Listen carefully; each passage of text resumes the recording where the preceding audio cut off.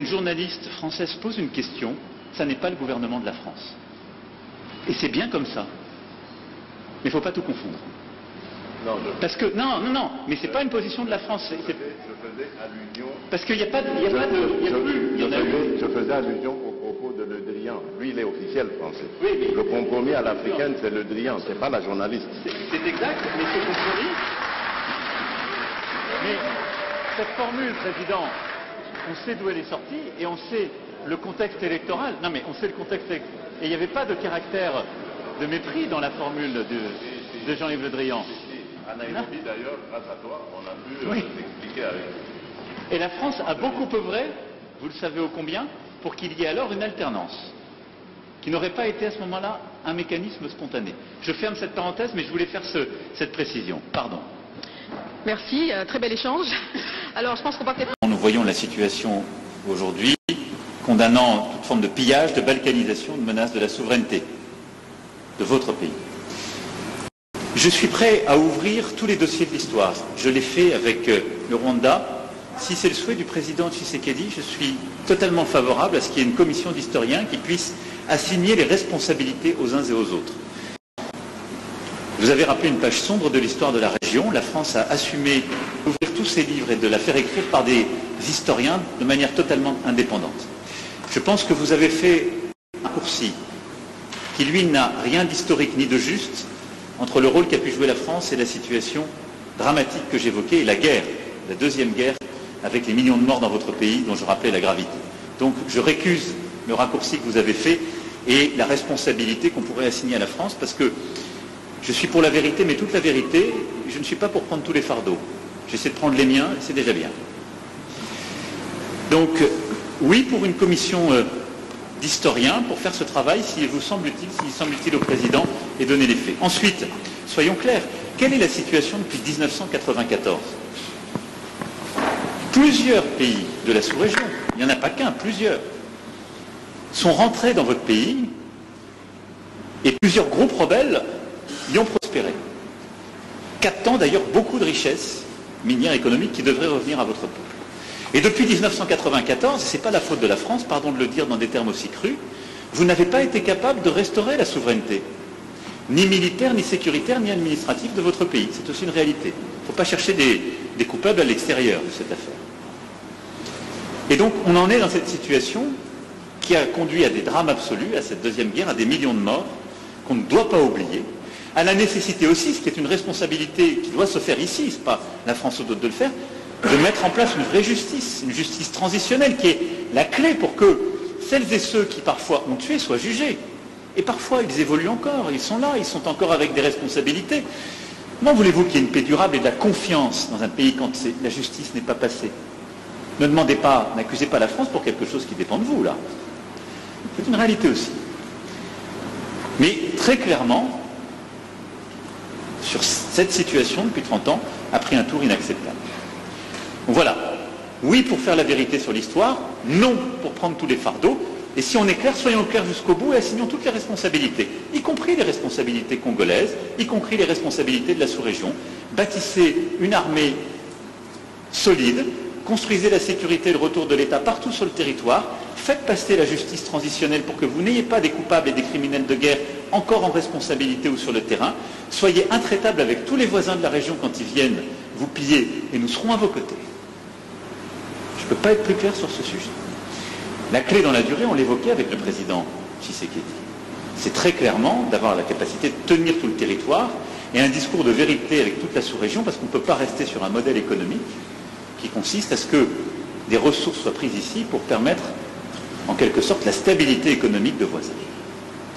À ça s'ajoute un devoir aussi qui est de répondre à la menace terroriste, je l'évoquais tout à l'heure.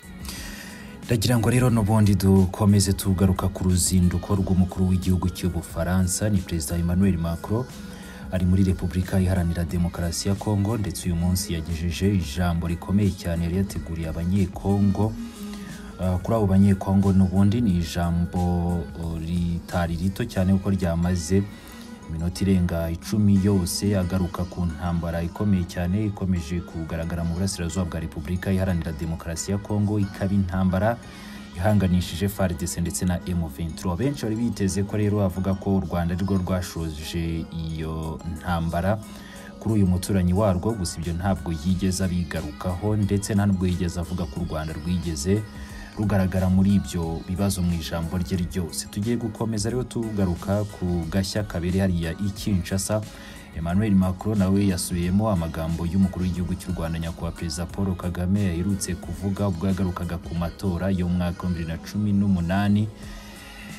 Amagambo umukuru w'igihugu cy'u Rwanda benshi bahise bahuza nuko yashakaga kuvuga ko uyu Perezida Felix Antoine Tshisekedi yaba yaribye amatora nkuko byakunze n'ubundi kugarukwaho na benshi. Emmanuel Macron nawe ubwo rero yongeye kubisubiramo, gusa Felix Antoine Tshisekedi Chilombo yaramukuyemo iyo kotsa nkuko nawe watangiye ubyirebera mu mashusho nakugejejeho. Reka tudatinze rero dukomeze turebera hamwe amagambo atandukanye yagiye avugirwa mu kiganiro n'abanyamakuru.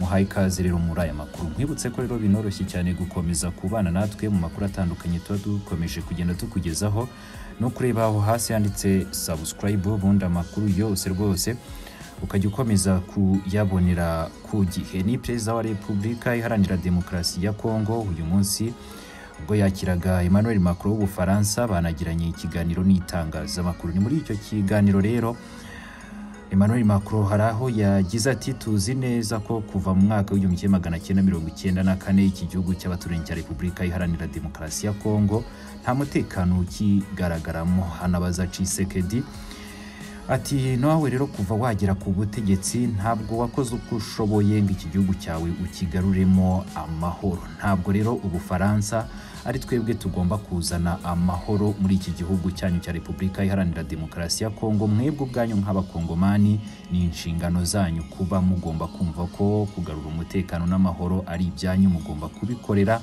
kandi mukabigeraho. Aya magambo rero n'ubundi abakomeje kugenda bayasanisha n'ay'umukuru w'igihugu cy'u Rwanda nawe yagiye avuga mu bihe bitandukanye, bakemeza ko umukuru w'igihugu cy'u Rwanda nawe inshuro zose yagiye agaragaza ko Repubulika Iharanira Demokarasi ya Kongo y'ubwayo ni ikwiye kwishakira amahoro aho gukomeza kumva ko kwirirwa iririra ibihugu bitandukanye ari byo bizakemura ibibazo byayo. Yewe ahangaha hari n'amagambo atandukanye bakomeje kugenda bagaragaza aho umukuru w'igihugu cy'u Rwanda yagiye yavuga na Perezida Emmanuel Macron akaba yakomeje kugenda bikomozaho. Ibya mbere nk'ibyo ngibyo tugarutseho mu kanya bigaragaza ko Repubulika Iharanira Demokarasi ya Kongo niyo ubwayo igomba kwikemurira ibibazo byayo. Umukuru w'igihugu cy'u Rwanda yigeze kubikomozaho ubwo yagiraga ati ikibazo cya Repubulika Iharanira Demokarasi ya Kongo kiri imbere mu gihugu ndetse n'igisubizo niho kigomba guturuka. Emmanuel Macron nawe akaba yagize ati mwebwe abakongomani nimwe mugomba kwigarurira amahoro, ntago ari Ubufaransa buzabagarurira amahoro, ni inshingano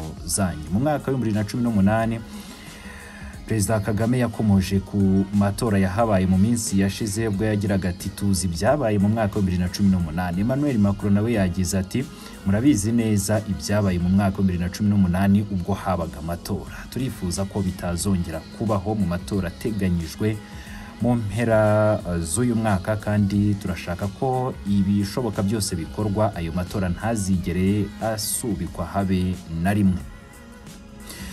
Dukomeje rero kugenda tugaruka ku magambo akomeye cyane Emmanuel Macron yagiye akomozaho, gahondagira ngo nanakomoze ku bijyanye na M23 ubwo yabikomozagaho anavuga ku bijyanye n'ubufasha ngo uyu mutwe uhabwa. Yagize ati ntabwo rero navuga ko izi nyeshyamba za M23 zateye ziturutse ahandi cyangwa se zifashwa n'abandi bo hanze. M23 ifashwa n'abantu batandukanye hirya no hino, yewe barimo n'abaturage ba Repubulika Iharanira Demokarasi ya Kongo n'iki gihugu ubwacyo. Murabizi neza ko muri uriya mutwe witwaje intwaro harimo abanyekongo benshi kandi baturuka mu gihugu cyanyu. Ayo namwe mu magambo yagiye akomozaho ubwo yagarukaga kuri izi nyeshyamba za M23, akaba yongeye no kugira ati biragaragara neza rero ko Repubulika Iharanira Demokarasi ya Kongo yo ubwayo ikwiye kugerageza igashakira igisubizo cy'intambara ikomeje kugaragara mu burasirazuba bwa Repubulika Iharanira Demokarasi ya Kongo, kandi hari uburyo bwinshi bwatangijwe n'ubu ngubu bugikomeje. Ubwo buryo rero burimo no guhagarika iyo mirwano binyuze mu nzira y'ibiganiro. Turizera neza ko buri ruhande rugomba kubyubahiriza, hanyuma utazabyubahiriza we akaba yabihanirwa ku buryo bukomeye. Emmanuel Macron rero uri hariya i Kinshasa nibyo akomeje kugenda agaragariza iki gihugu cy'abaturanyi, ariko nanone bisa neza n'iby'u Rwanda inshuro zose rwakomeje kugenda rugaragaza, nk'uko benshi n'ubundi bakomeje kugenda babihuza bakagaragaza amagambo umukuru w'igihugu cy'u Rwanda yagiye avuga mu bihe bitandukanye. Neza kuri ubu arasa nayo Emmanuel Macron ari kubasubiriramo abereka uko bakemura ibibazo byabo biri imbere mu gihugu aho gukomeza kubitwerera abandi.